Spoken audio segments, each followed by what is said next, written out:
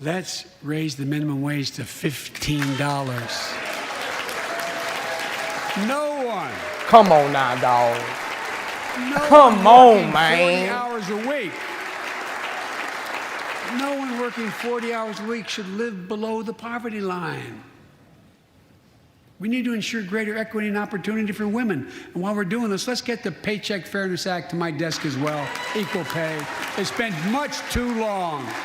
And if you wonder whether it's too long, look behind me.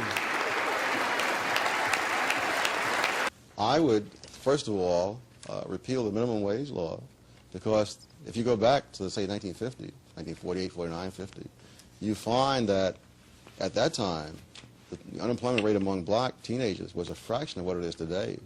And there certainly wasn't any less racism then than there is today. What was different was that at that time, the minimum wage law was a decade old. It was a decade of inflation, and the law hadn't been changed. So for all practical purposes, it didn't exist. Well, don't you think that was also a decade of expansion in which there were a lot of jobs, whereas today our economy is in a recession and there are not that many jobs If you look available. at the most prosperous years of the 60s and 70s, you don't find black teenage unemployment as low as it was in the recession year of 1949.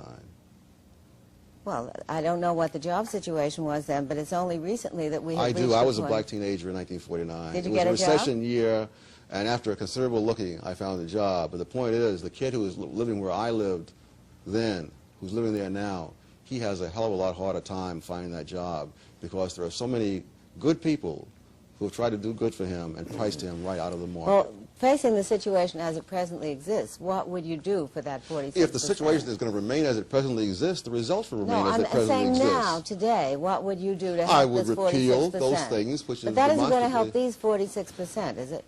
Nothing. Something has do you to be want? done Do about you it. want to change it, or you want to leave it the same? If you want to leave it the same, everything will continue the same. If you want to change it, it'll change. No, I think that your suggestions of change contemplate that in the future the situation will be different. But I'm asking you about the 46% of black youths who are now unemployed, who probably would not be affected by changing the law this year. You can say that all you want, but the evidence is totally against you. And here is the simple truth, and that is that in the richest country in the history of the world, we can no longer tolerate millions of our workers being unable to feed their families because they are working for starvation wages. And that is not what I say, although I do say it. It's what the President of the United States says, who very, very strongly supports raising the minimum wage to $15 an hour, and I thank him. Can you state categorically? You are fake news. You know, when we look at the economy, people look at the stock market, they look at a whole lot of indices out there.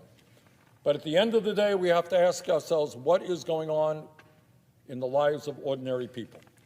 And it is not acceptable to me that half of our people live in paycheck to paycheck, and millions of people are trying to get by on $9, $10, $11 an hour. And you know what? You can't do that. You can't do that in Vermont, and you can't do it in California, you can't do it in Minnesota. You can't do that. And our job is to make sure that we have an economy that works for all and not just the few. Tom, one topic that we've talked about for a very, very long time, the minimum wage. Now, you can find that the labor unions want a minimum wage, and they spend millions and millions of dollars lobbying for increasing minimum wage because they reduce some of their competition in the labor market. But there are many people out there who are good people, and they also support the minimum wage. How can you possibly explain the people with polar opposite interests coming up with the same policy?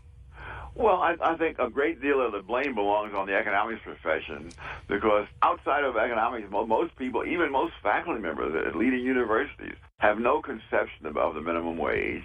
They simply think, it'll raise the pay of people at the bottom, and that's a good thing.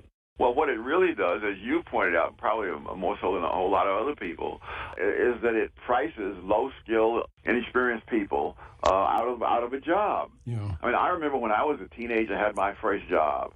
I thought my boss was very harsh.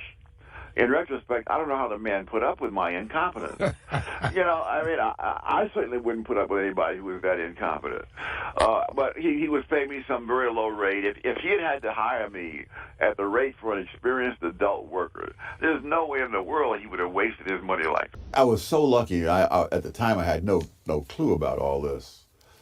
I left home in 1948. Many decades later, I learned that the unemployment rate among black teenagers in 1948, 16, 17-year-olds, was 9.4%. Among whites of the same age, it was 10.2%. So both blacks and white teenagers had only a fraction of the unemployment that they have today. And You were they expected to work. You were expected to be able to get a job. and more importantly, the jobs were there for you. And this is because of a fluke, really. The minimum wage law in the United States, Fair Labor Standards Act of 1938, was passed with specified rates of pay that you're supposed to get. Almost immediately, inflation took off during the 1940s. So by 1948, those numbers that were in the law were meaningless. Oh, I see. In other words, when I started out as a Western Union messenger, the minimum wage was 40 cents an hour.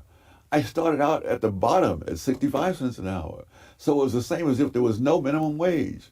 And this is what happened. You had this, and I was so lucky. I, of course, had no clue about any of this. Now, a black kid 20 years later comes in there. People have become compassionate.